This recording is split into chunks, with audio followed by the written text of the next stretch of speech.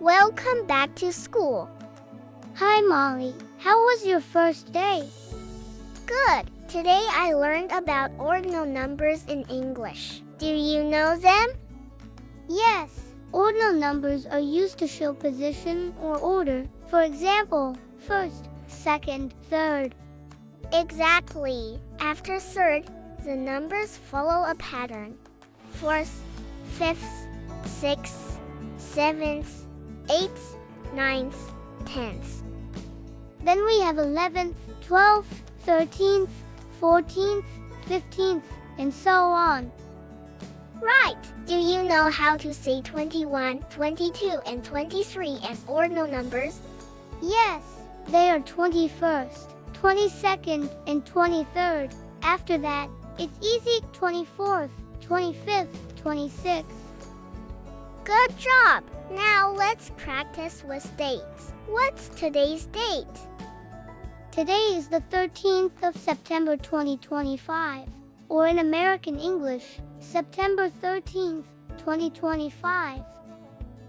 That's perfect. And when is your birthday? My birthday is on the 10th of July. What about yours? Mine is on the 1st of September. Do you remember when Christmas is? Of course, Christmas is on the 25th of December, and New Year's Day is on the 1st of January. Great!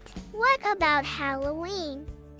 Halloween is on the 31st of October. It's always the last day of October. Right! And when do we celebrate Easter?